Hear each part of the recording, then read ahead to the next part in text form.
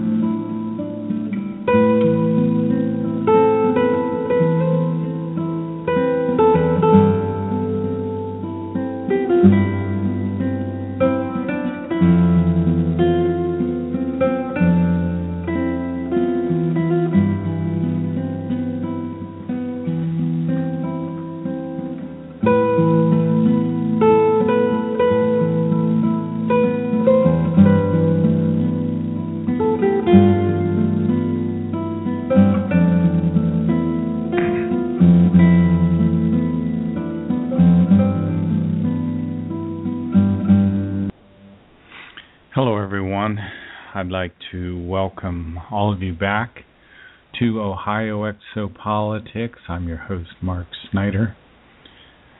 We're picking back up in Contact Report 10 in regards to the Billy Meyer case. Edward Albert Meyer is a 77-year-old farmer who lives in a tiny mountain village in Hinterschmid-Ruti, which is maybe an hour east of Zurich. He's had extraterrestrial contact since about the age of 5 years old. He has documented these contacts in these booklets called Contact Reports. There are some 550, approximately contact reports, some of which are as short as a page, others are close to 100 pages. In addition, Billy has written many books of his own, some of which are quite large. The Goblet of Truth is nearly 700-800 pages. If you go to the Future of Mankind site, Google Billy Meyer Wiki or Google the Future of Mankind, you can find those contact reports. I suggest you print them out and read them. Get away from the computer and just take the time to read them. Contact Report 10 documents a contact Edward Albert Meyer had with a woman named Semyase. Semyase was a Plejaren woman, an extraterrestrial human, a beautiful woman, some 350 years old approximately. She met with Billy for the first time in 1975 when she literally would land her beam ship there in Hinterschmid-Ruti and have these face-to-face discussions with Billy. Prior to that, Edward Albert Meyer had had 22 years of contacts, 11 years of contacts with an extraterrestrial man named Svath, who was roughly 1,000 years old. And then about 11 years of contacts with a woman named Asket, who was actually from a parallel universe that is called the Tao universe. But Billy, in this contact, is speaking with a woman named Semyase, who is a Plejaren woman. The Plejaren live in the Milky Way galaxy, not in our Pleiades. Many people call these the Pleiadians. In 1995, just before they left the Earth, they revealed their true identity as the Plejaren. They live some 80 light years beyond our Pleiades in a different space and time configuration on a planet called Ira, which in many respects is similar to the Earth. Semyase is telling Billy about something she calls the human spirit. And she said that the human bears a spirit that does not die nor sleep. During the deepest sleep, it records all our thoughts and emotions. It informs the human whether his thoughts are correct or false if he has learned to pay attention to it. The human spirit is, you could think of it as almost a tiny fragment of creation itself, of the universal consciousness. The human spirit is located in the center of your midbrain, in an area called the superior colliculus. And it sends its energy out through the entire body, and it animates every cell of your body. The human spirit, I think of as the real you. It's what lasts through these many, many incarnations, these many, many lifetimes that we have. Semyase told Billy that the spirit within the human is the bearer of the creative realm, and every human has his own spirit. Our spirit form is where our creativity comes from. And to create means to invent something or something that evolves from our own thoughts or imagination, like a work of art or an invention. This spirit, which is the bearer of the creative realm, you could think of a realm as a community or territory over which you rule. So your human spirit rules in this creative inner world of yours. And Semyase said that the human spirit is the seat of the infinite, but few are those who recognize that. The human spirit handles in non-mammal species like fish and birds. It interacts or is located also in the area of the tectum, which controls the areas related to eye movement, and some studies indicate that this area of the brain deals with multisensory integration. In other words, not only eyesight, but your hearing also plays a role there. So the human spirit is extremely important because when we die, the physical body does die. And the human spirit comes out of your physical body and it goes into this band of energy called the fine matter world. And the universal consciousness will take your past life memories and store them in what's called the universal storage banks. And then you'll spend anywhere from 10 years to 150 years, which is 150 years is about the normal time on Earth between lifetimes. Because of our great overpopulation, spirits tend to come back sooner. But whenever the appropriate time is, the universal consciousness will take your human spirit and place it back into the body of a child 21 days after the sperm fertilizes the egg. Now, Semyase, as she was explaining all this to Billy, she said that our terrestrial philosophers here on Earth, our philosophers like Plato and Socrates, spoke about the human as the microcosm within the macrocosm. And I think what Semyase is getting to there is that in ancient Greek and Neoplatonic schemas, it was described that these patterns in nature repeat at all levels of the cosmos, in the largest scale, which would be the universe level, or at the smallest scale, which can be the subatomic, or even metaphysical level. So that is the handiwork of the universal consciousness, the creation. We see these repeating patterns in the physical aspect of creation. Remember, the creator, the universal consciousness, is a superintelligence. It builds universes as a part of its own evolution. And in one of Billy's books, Billy describes the creation this way. He says, the incredible splendor of nature is the visible expression of the love of creation. So this superintelligence radiates love. At every moment and every place you can experience the radiating love of creation. However, creation is not a religious divinity. It radiates love, but it's not anthropomorphic. It doesn't become angry or jealous or vengeful. It doesn't get involved in human wars. In the German of the contact notes were originally written in German and then translated to English. The universal consciousness is referred to as a Wesenheiten. Other things called Wesenheiten are gas and water.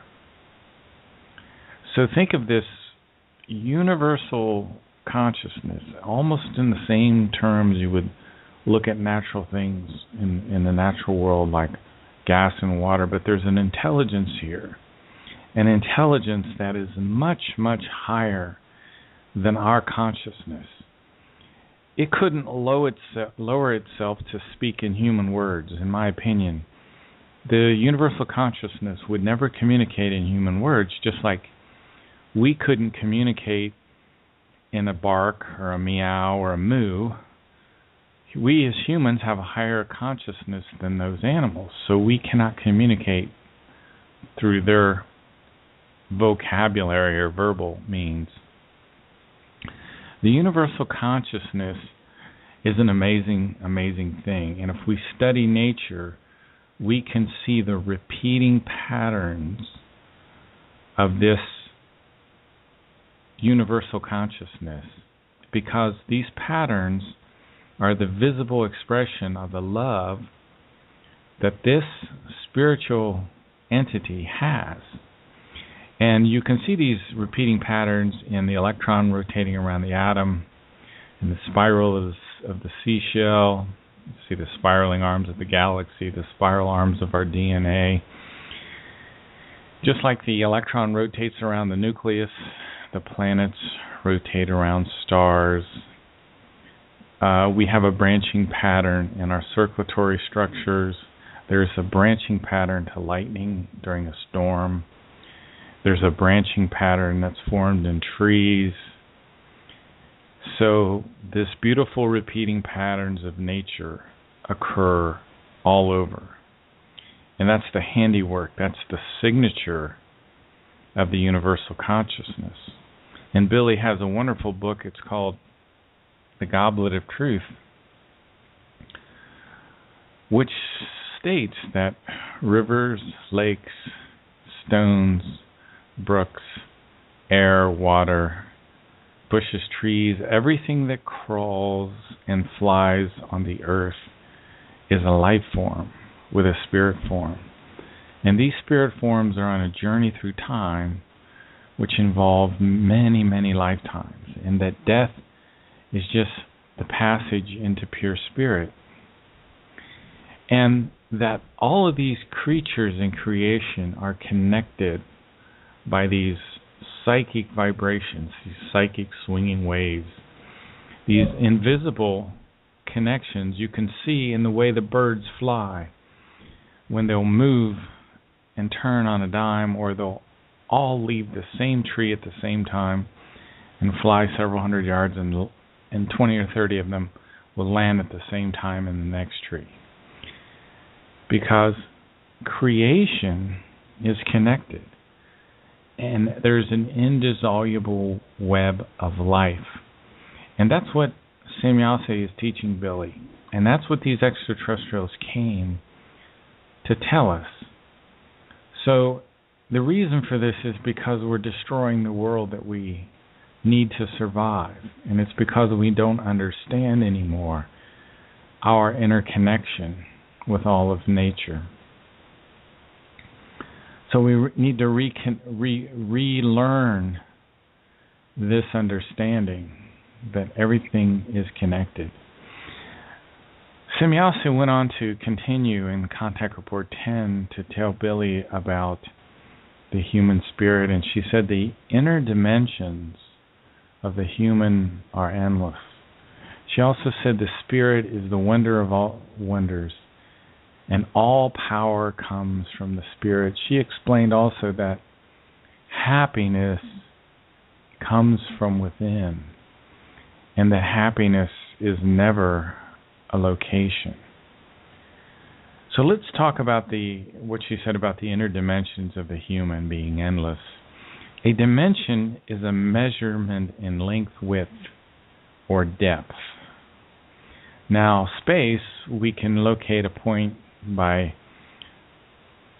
x, y, and depth, length, width, and thickness. But the fourth dimension is time. And Einstein spoke of that in the theory of relativity. But the inner dimensions of the human spirit are endless because the human spirit is a fragment of creation. And the spirit is said to be the wonder of all wonders. A wonder is something that causes astonishment and amazement and surprise and admiration. And it says that all power emerges from the spirit.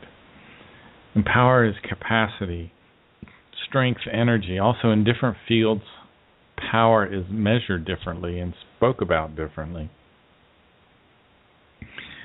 And then we talked about happiness, and that happiness comes from within, and it's a self-created thing, because remember, the human spirit is the bearer of the creative realm, and it's the evolution of your own thoughts that will bring you happiness, as well as your spiritual poise. Now, poise is the ability to maintain a balanced condition. And the Meyer material talks about maintaining a neutral balance to your thoughts. Never too positive, never too negative. Always a balance. And joy comes forth from the human's inner part, and it's created by spiritual poise. Poise means steadiness, stability. It usually also entails being self-confident and dignified and these kinds of things. Semyase went on to explain that wisdom is an elemental, tremendous power. And wisdom really deals with the ability to discern what is true or judging what is correct. And wisdom is said to be an elemental power. And when something is elemental, it's comparable to the great forces of nature. Something is tremendous when it has an extraordinarily great amount of size or intensity. Remember, wisdom is said to be an elemental, tremendous power. And that's why when Semyase first landed her ship and first talked about these issues with Billy, one of the first things she said to him was, love and wisdom belong together, because the creation and its laws are love and wisdom at the same time. So when you go into the forest, you should be able to hear all of these creatures that are connected by these psychic vibrations, and you should be able to hear their sounds because they communicate with one another. The crickets, the cicadas, the birds, the frogs, the owls, they're all a part of an indissoluble web of life.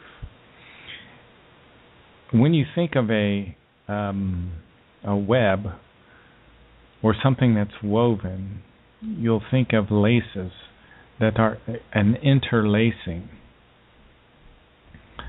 of things. And that's the way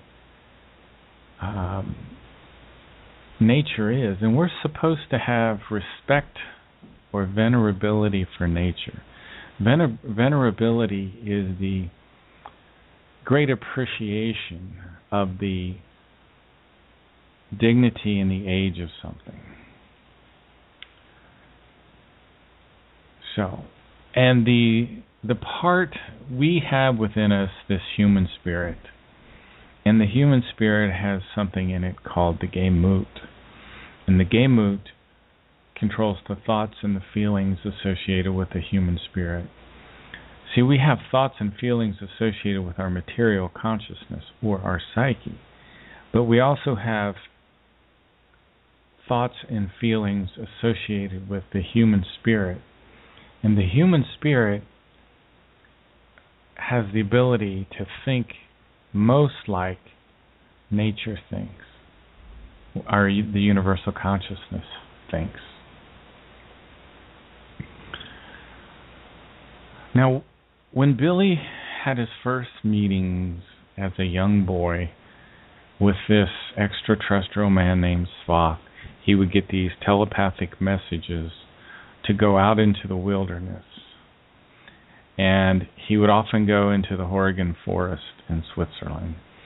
And Billy enjoyed looking at nature, and he would often watch the trout swimming in the streams there. And then one particular day, when he was about 1945, out of the sky came this silvery spacecraft, and it landed in a field nearby. And this 1,000-year-old man came out and introduced himself to young Edward and walked him back into the craft.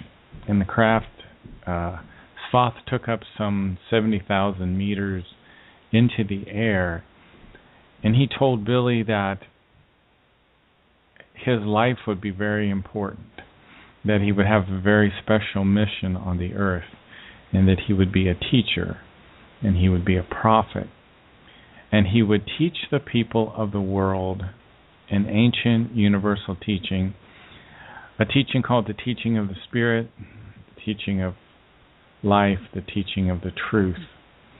And it will teach concepts like, what is the universal consciousness? What is the human spirit? And it will focus on creative natural laws like the law of human spirit's reincarnation. It will teach us how to keep our thoughts in balance and how to maintain spiritual poise, which is that steadfastness and that balance. It will also teach us how to control our thoughts. Now, our thoughts are the source of an incredible power. This power is an elemental power, and the human spirit is the wonder of all wonders, and all power comes from the human spirit. Now, Spock explained that the people of the earth had gone down a wrong path of evolution, and as a result of that, we were entering into a time called the third millennium, and that in the third millennium, our leaders would become megalomaniacal, and they would take our rights of self-determination away. Much later in life, Billy would write this book called The Goblet of Truth that I mentioned earlier, and it talks about our civilization now in the third millennium, and it explains the following. It says, irrespective of what is involved, whether simple or fanatical religions and sects, stubborn nationalism, fascism, might-greedy politics, terrorism, or neo-capitalism, all of these are aberrations of the negative and evil. So our society now is an aberration. An aberration is something that's gone down the wrong path of evolution, something that's left the natural, correct path. You could think of our society as an abnormality. All of these ideas, neo-capitalism, fanatical religions, represent an immense threat to all the peoples of the earth, in particular in the third millennium. And Spock explained to Billy that in the third millennium the third millennium would start when we would drop the atomic bombs on Hiroshima and Nagasaki. And there is a whole series of prophecies called the Enoch prophecies about what will occur in the third millennium. The most foreboding prophecy in the Enoch prophecy says that in the third millennium, the greatest disaster in recorded history will occur when nuclear, biological, and chemical weapons are released by automated systems which run outside of human control. This will occur on the North American continent. Here in the Goblet of Truth, let me continue reading. It says, "And truly the danger of catastrophe befalling humanity has never been so great as today and in the very near future, which is coming towards us." Let me just again go over some of these terms. A sect is a philosophical or political group, especially as one regarded as extreme or dangerous. We have sects today in extreme Islam, also in extreme forms of Christianity. A fanatic is a person that is often has an intense, uncritical devotion. So we're going to see the rise of these fanatics like Ayatollah Khomeini, which killed tens of thousands of people in Israel in the 1980s. His Republican Guard killed many women using rape and disfigured women in horrible ways with knives. These fanatics are very dangerous. Fascism. What is fascism? Fascism is defined as a governmental system led by a dictator having complete power. Even our government is becoming more and more fascist. Neo-capitalism. What is neo-capitalism? Capitalism is an economic system in which trade and industry and production are often privately owned and operated for profit. Now, all of these things have created an aberration, which is the way our society is. An aberration is the act of departing from the right, normal, or usual course. Some words that are synonymous with aberration would be abnormality, eccentricity, illusion, delusion, hallucination. So we're heading towards a third global conflagration, which could be the collapse of nature. It could be the clash of industrialized nations.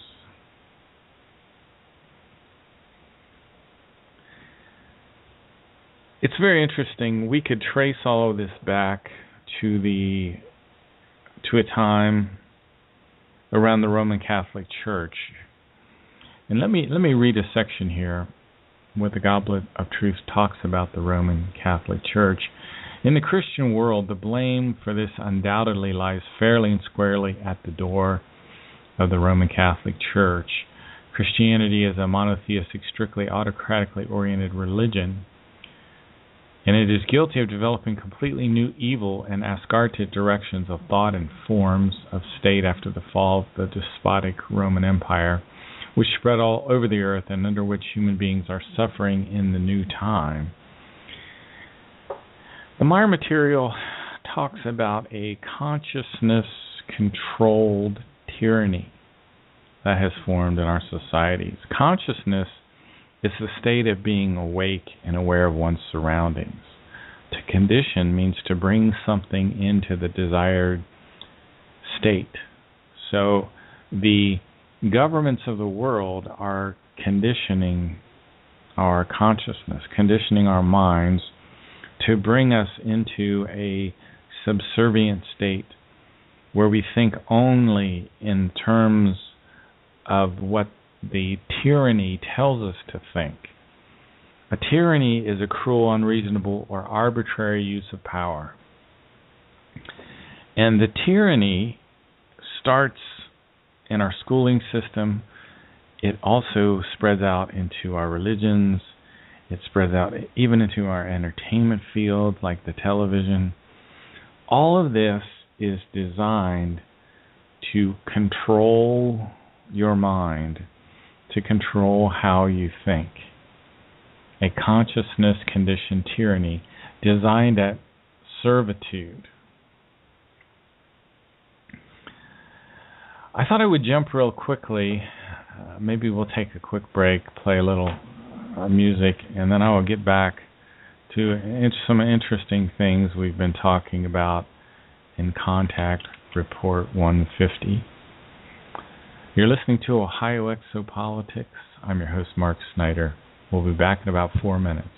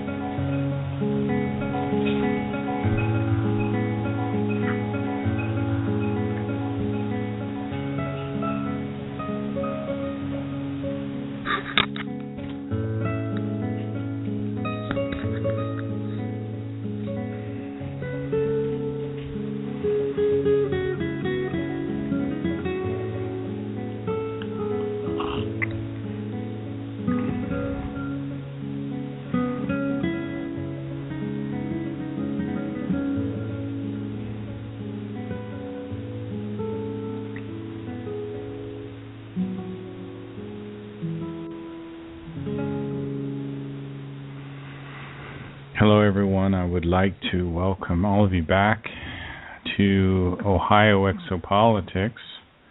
I'm your host, Mark Snyder. I thought I would pick back up in the second half of our show on this Saturday afternoon, talking about Contact Report 70, and talking about the civilizations that have existed on the Earth prior to our civilization. Our civilization really is climbing out of the rubble of Atlantis and Lemuria. About 11.5 thousand years ago, the Earth experienced a tremendous devastation when the people from Atlantis and the people from Lemuria fought a great war. In its culmination, Lemurians brought a giant asteroid back and used it as a weapon and slammed it into the Earth, which eventually pretty much wiped out our civilization, or the civilization that existed on the Earth at that time. The Atlanteans had been here for quite some time. The time period of this civilization really goes back to 133,000 years ago. And the story is extremely huge about what happened during this time period on the Earth. The Earth had been settled 2 times before that I'm aware of, that I've found in the Maya material. If we go back 150,000 years ago, an Ishwisher king of wisdom named Pelagon came here to the Earth and brought about 70,000 people with him, and he had a society that was very successful for several thousand years. And then Pelagon died. Pelagon was a king of wisdom, a man who was at the 5th stage of human evolution. There are 7 stages, and he had tremendous abilities and was a very benevolent leader. And at that time, the human extraterrestrials that lived on the Earth they had a civilization that went on all the continents of the Earth. But after Pelagon's death, a great war broke out, which destroyed the civilization. Pelagon's people came from the Pleiadian star system that I talked about earlier at the beginning of the show. The ones that survived this great war left for Beta Centauri. Beta Centauri is about 300 light years from Earth. My suspicion is they again went to a Beta Centauri in a different space-time configuration. Our Milky Way galaxy is about 100,000 light years across, but it has different space-time configurations or different dimensions. In these dimensions are other solar systems and stars and planets, and these extraterrestrials can jump from star to star with almost no time passing, and they can come in and out of these different space-time configurations as well. So after the destruction of Atlantis and Lemuria, about 11.5 thousand years ago, there was a man that came here named Eris the 11th, and he was a very distant descendant of Eris the First. Eris the First was considered an Ishwish, probably mostly a scientist, not so much in the spiritual teachings, but he had instigated the war between Atlantis and Lemuria, and Eris the 11th is one of the descendants of Eris the First.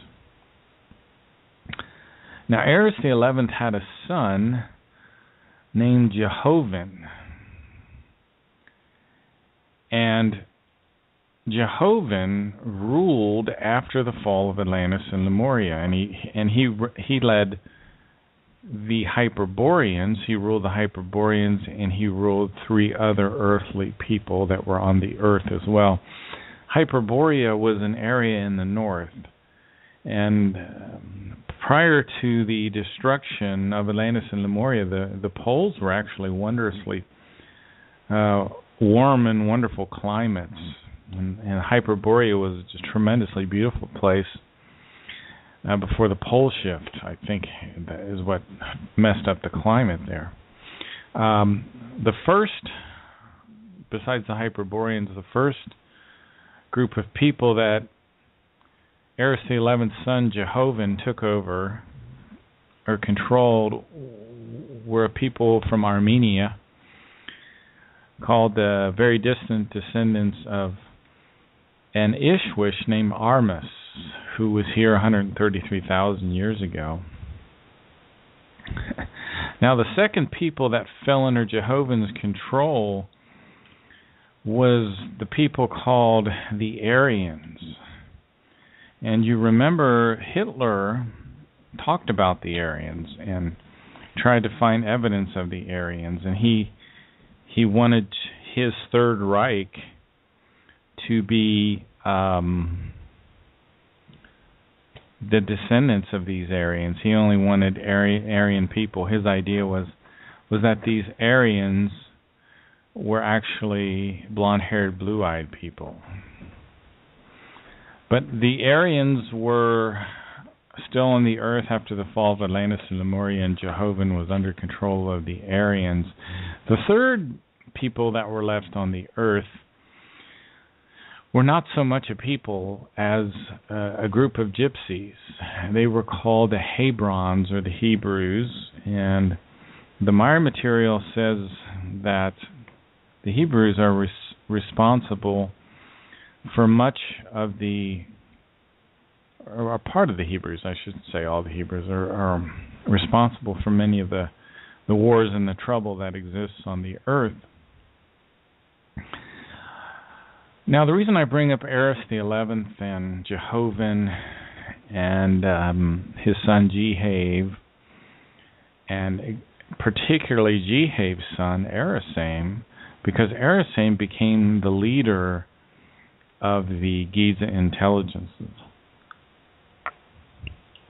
The Giza intelligences created kind of a headquarters for themselves far below the Giza Plateau in these old cubical constructions that were 72,000 years old.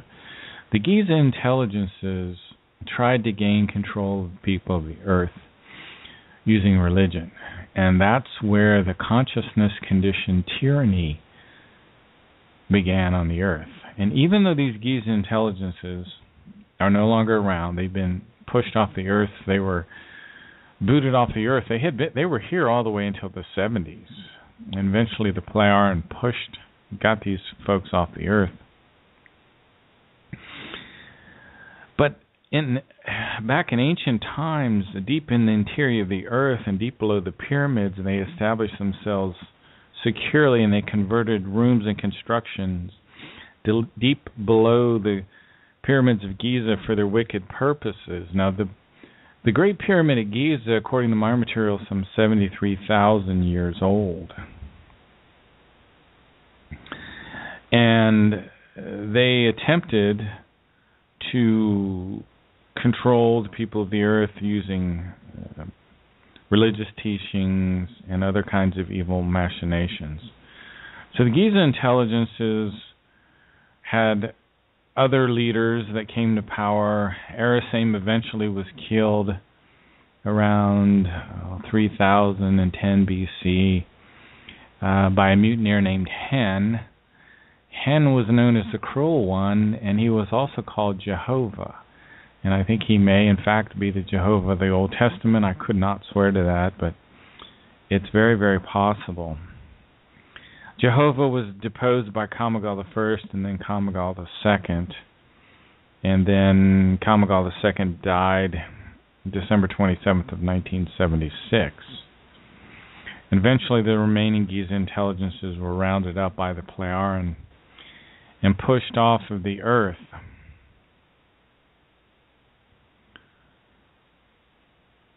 So, if we step back, I wanted to pick up with some things we had talked about in Contact Report 150. So let's fast forward in time a little bit. We've talked about the ancient past and the people that were left on the earth after the fall of Atlantis and Lemuria, and how the Giza intelligences established themselves, and how this lineage of rulers ruled the earth with a tyranny. Eventually, these people kind of went underground, and they influenced the people of the earth using these telenotic impulses. Now, what was happening on the surface was the Roman Empire formed. The people of the earth were starting to learn how to make steel tools again. You see, when Atlantis and Lemuria were wiped out, we were thrown back to the Stone Ages. So the Iron Age began around 1200 BC, and if we move now to the British Empire, to the British Islands and to Ireland, there were a group of people that rose up right around the 4th and 5th century AD, roughly about the time of the fall of the Roman Empire. The Celts and the Druids came to power. The Druids were an aristocratic people who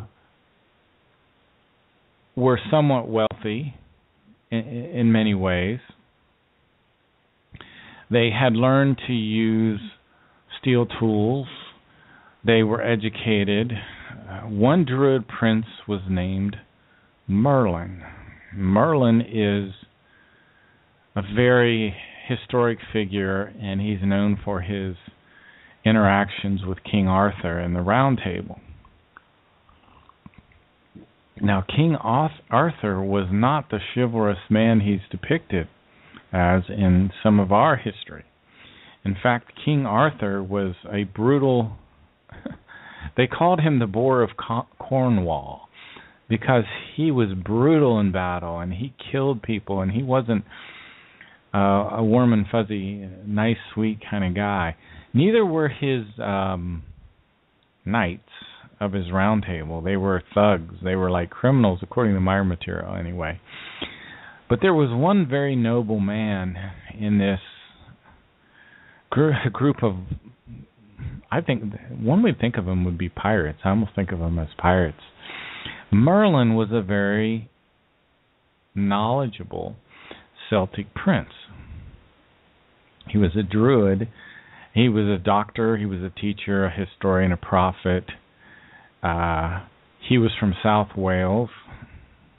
And these druids were an educated professional class of Gaul, Great Britain, and Ireland during the Iron Age. Again, the Iron Age started around 1200 BC. Merlin lived in a castle called the Dinas Bran Castle, standing up high on a hill in Wales. Now, Christianity thought of Merlin as kind of an evil character who was messing with Satanism, but all that Merlin learned to do was meditate very, very well. And he developed the ability to remote view, to see, and he would have these visions. One of his visions, these dragons fought, and a red dragon beat a white dragon. He realized that the red dragon meant the British race, and the white dragon meant the Saxons. The Saxons in this case were victorious. So there's all these legends that appear around Merlin. Said that he helped build Stonehenge with the help of a giant. I don't think this is supported by the Meyer material. But the full story of Merlin can be found in Contact Report 469. So go back to the Future Mankind site, look that up, print that out, read it. You'll be fascinated. Now, Merlin had extraterrestrial contact, according to the Meyer material. He met a Plarian woman named Caradwina, who forged a sword on the Isle of Avalon. This sword later became erroneously known as Excalibur. That's never what it was called. It was called Kalifluke. It was also known as the lightning sword. It was a form of high technology, and it would produce these light rays, much like lightning. And Merlin used it in battle, and so did King Arthur. And King Arthur really abused it and murdered many people in many bloody battles with this sword. Eventually, after the death of King Arthur, Merlin gave the sword back to Caradwina, who, by the way, if you listen to the show enough to know who Ptah was, Caradwina was the great aunt of Ptah. And by the way, you can also listen to these shows if you Google Ohio Exopolitics out on Google. You'll find a website called exopoliticsohio.us. And if you look on the left menu there, you can navigate to the archives, and you can listen to the archives from Revolution Radio or these archives that I do on Blog Talk Radio that talk about the Meyer material. So you can catch up and learn about Merlin, but don't worry, we do repeat, probably too much sometimes on this show. Now there's also the Holy Grail legends, and the Goblet of Truth talks about the Holy Grail legends. The Holy Grail was really a meditation place of the Druids. The Druids meditated, and Merlin was an expert meditator. Merlin, who had interaction with Caradwina, got some of the teachings of Hanok, and he called these teachings the Cauldron of Life for whatever reason. Caradwina was also known as the Triple Goddess.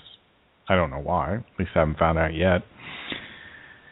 But the Holy Grail has the legend of being a dish or a cup which Joseph of Arimathea used to capture the blood of Christ during crucifixion. My material said no, it was really just a meditation place of the Druids. Merlin became familiar with the teaching of Hanok. Now, the spirit of Edward Albert Meyer has incarnated on the earth as 6 different personalities: Enoch or Hanok, Elijah, Isaiah, Jeremiah, Emmanuel, and Muhammad. Hanok, I talked about the Hanok prophecies earlier. The Hanok prophecies came from the second Hanok. There were actually 3 Hanoks. The second Hanok, around 9,800 years ago, I believe, wrote these Hanok prophecies, and part of the writings of Hanok Merlin got a hold of, and he became a student of Hanok, who was also known as Enoch. So, the true Grail only existed as a holy place and wasn't a cup that captured the blood of Christ. There was also the legend of the Holy Chalice, where Christ was said to, at the Last Supper, pass this chalice around. And there's 4 places on the earth that are said to have this holy chalice now. Well, there was also something called the Spear of Destiny, which was supposed to have pierced Christ's body as he hung on the cross. Well, it's also called the Holy Lance. There are 4 places which have the Holy Lance. One is in Rome, one is in Vienna, one is in Armenia, and the other is in Antioch. The first Holy Lance is at St. Peter's Basilica in Rome. St. Peter's Basilica is one of the most beautiful and largest churches. Michelangelo was the architect, or one of the architects of that basilica. The Holy Lance in Vienna, in Austria, there's one there as well. This is all part of the cult of relics that still exists on the earth. The Holy Lance in Vienna was said to have been seen or captured by Hitler during World War II when he took over Vienna, when he took over Austria. And there's one book, there's actually a couple books on this, but one of the authors said that the Spear of Destiny was taken to Antarctica in a submarine after the war. You know, the Nazis were said to have gone to Antarctica at this time. And the third place is in Armenia. Armenia has Turkey to the west and Iran of the south. And the other Holy Lance is said to be in Antioch, which is a Greek city called the Cradle of Christianity. There were a couple authors. Dr. Howard Buchner wrote a book about the Spear of Destiny. Trevor Ravencroft wrote a book in 1973. Another one of the interesting relics of Christianity that's talked about in the Goblet of Truth is the Shroud of Turin. The Shroud of Turin, in some circles of Christianity, is thought to have been the shroud that was placed over Christ when he died, and then he eventually was resurrected, and then his image is burnt into the shroud, allegedly. Well, the Myra material says that the Shroud of Turin is not the figure of Jesus/Emmanuel, but is actually the death mask of an Italian merchant called Cesare Canova, and it was created by his brother Luciano Canova, who was involved in alchemy. But there's been a lot of research done on the Shroud of Turin. It's been radiocarbon dated to about 12 to 1400 AD by 3 different universities. But there's also something called the Shroud of Turin Research Project, which claims that the Shroud of Turin has the image of a man that has been crucified. So there's a bit of a controversy around the Shroud of Turin as well. Anyway, we've covered a lot of kind of historical material this evening, as well as certain principles that I think are been brought out in the Meyer material. Please go to exopoliticsohio.us and download some of the past shows. I think you'll enjoy them. On Revolution Radio tonight, I won't be there, but my producer will be interviewing Dan Willis, so you can enjoy that. That'll be at freedomslips.com. And I think I'll be back on tomorrow with another episode of the Meyer Material. I hope you've enjoyed the show. Have a good afternoon. My name is Mark Snyder. This is Ohio Exopolitics, and we'll talk to you real soon.